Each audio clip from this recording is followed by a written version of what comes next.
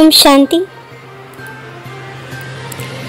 ನಿಮಗೆ ನಶೆ ಇರಲಿ. ಯಾವ ಶಿವನಿಗೆ ಎಲ್ಲರೂ ಪೂಜೆ ಮಾಡುತ್ತಾರೆಯೋ ಅವರಿಗೆ ನಮ್ಮ ತಂದೆಯಾಗಿದ್ದಾರೆ. ಅವರು ಈಗ ನಮ್ಮ ಮುಂದೆ ಕುಳಿತಿದ್ದಾರೆ.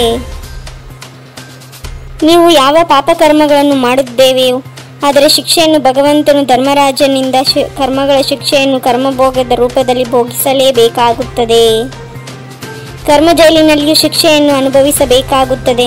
ಸಾಕ್ಷಾತ್ಕಾರವಾಗುತ್ತದೆ. ನೀವು ಇಂತಹ ಕರ್ಮಗಳನ್ನು ಮಾಡಿದ್ದೀರಿ, ಈಶ್ವರನ ಆದೇಶದಂತೆ ನಡೆಯಲಿಲ್ಲ, ಆದ್ದರಿಂದ ಈ ಶಿಕ್ಷೆಯಾಗಿದೆ.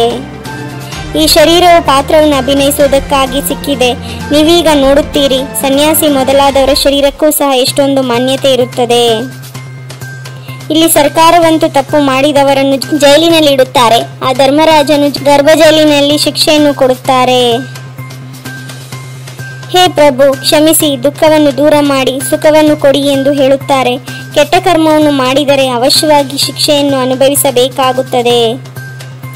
ನಿಮ್ಮಲ್ಲಿಯೂ ಸಹ ಕೆಲವರು ತಂದೆಗೆ ಅಷ್ಟು ಗೌರವವನ್ನು ಇಡುವುದೇ ಇಲ್ಲ. ತಂದೆ ಎಷ್ಟು ಸಾಧಾರಣರಾಗಿದ್ದಾರೆ. ನಾನು ಈ ಋಷಿ ಮುನಿ ಮೊದಲಾದವರೆಲ್ಲರೂ ತಂದೆಯಾಗಿದ್ದೇನೆ ಎಂದು ತಿಳಿಸುತ್ತಾರೆ. ಆತ್ಮಗಳು ಜನ್ಮ ಜನ್ಮಾಂತರದಿಂದ ದೇಹಭಾನದಲ್ಲಿ ಸಿಲುಕಿಕೊಂಡಿರುವ ಕಾರಣ ತಂದೆಯನ್ನು ನೆನಪು ಮಾಡುವುದಿಲ್ಲ, ದೇಹವನ್ನೇ ನೋಡುತ್ತಾರೆ. ತಂದೆ ತಿಳಿಸುತ್ತಾರೆ, ನನ್ನನ್ನು ಅರಿತುಕೊಳ್ಳುವುದಕ್ಕೆ ಎಲ್ಲರೂ ಪುರುಷಾರ್ಥಿಗಳಾಗಿದ್ದಾರೆ. ಅಂತಿಮದಲ್ಲಿ ಸಂಪೂರ್ಣ ಆತ್ಮಾಭಿಮಾನಿಗಳಾಗುವವರೇ ತೆರೆಗಡೆಯಾಗುತ್ತಾರೆ.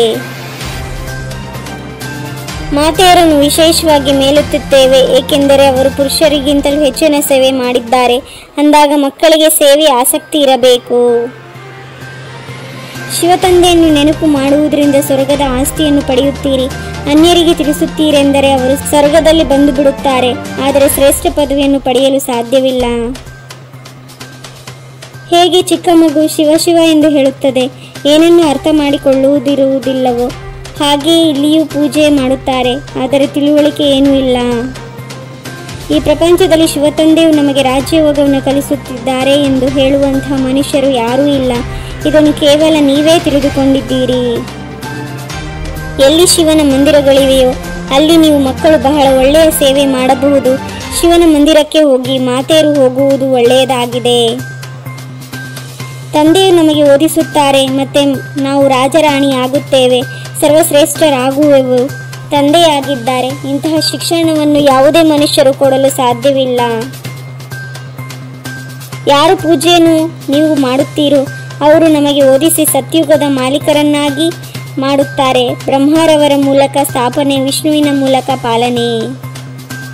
ಆಂತರ್ಯದಲ್ಲಿ ಆಸಕ್ತಿ ಇರಬೇಕು. ನಾವು ತಂದೆಯ ಸುಪುತ್ರರಾಗಿ ಏಕೆ ಸೇವೆ ಮಾಡಬಾರದು? ಹಳೆಯ ಪ್ರಪಂಚದ ವಿನಾಶವು ಮುಂದೆ ನಿಂತಿದೆ. ಮನುಷ್ಯರು ಚಾಚು ತಪ್ಪದೆ ಪ್ರಾಣಿಗಳ ಸಮಾನರಾಗಿ ಬಿಡುತ್ತಾರೆ. ಪರಸ್ಪರ ಜಗಳ ಗಲಾಟೆ ಮಾಡುತ್ತಿರುತ್ತಾರೆ. ಅಂದ ಮೇಲೆ ರಾವಣನ ಜನ್ಮವಾಯಿತಲ್ಲವೇ? ತಮ್ಮ ಉನ್ನತಿ ಮಾಡಿಕೊಳ್ಳುವುದಕ್ಕೆ ತಂದೆಯ ಸೇವೆಯಲ್ಲಿಯೇ ತತ್ಪರರಾಗಿರಬೇಕು. ಕೇವಲ ತಿನ್ನುವುದು, ಕುಡಿಯುವುದು, ಮಲಗುವುದು ಇದು ಪದವಿಯನ್ನು ಕಳೆದುಕೊಳ್ಳುವುದು ಆಗಿದೆ. ಆತ್ಮಾಭಿಮಾನಿಗಳಾಗುವ ಸಂಪೂರ್ಣ ಪುರುಷಾರ್ಥ ಮಾಡಬೇಕಾಗಿದೆ. ತಂದೆಯ ಶಿಕ್ಷಣವನ್ನು ಧಾರಣೆ ಮಾಡಿಕೊಂಡು ಸುಪುತ್ರರಾಗಬೇಕಾಗಿದೆ. ಸೇವೆ ಮಾಡುತ್ತಾ ಉಪರಾಮ್ ಸ್ಥಿತಿಯಲ್ಲಿರುವಂತಹ ಯೋಗಯುಕ್ತ ಯುಕ್ತಿಯುಕ್ತ ಸೇವಾಧಾರಿ ಭವ.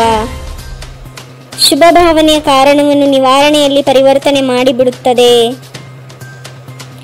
ಪವಿತ್ರ ದೃಷ್ಟಿ ಬ್ರಾಹ್ಮಣರ ಕಣ್ಣುಗಳಿವೆ, ಬೆಳಕಾಗಿದೆ. ಪವಿತ್ರ ಕರ್ಮ ಬ್ರಾಹ್ಮಣ ಜೀವನದ ವಿಶೇಷ ಕರ್ತವ್ಯ. ಪವಿತ್ರ ಸಂಬಂಧ ಮತ್ತು ಸಂಪರ್ಕ ಬ್ರಾಹ್ಮಣ ಜೀವನದ ಮರ್ಯಾದೆಯಾಗಿದೆ.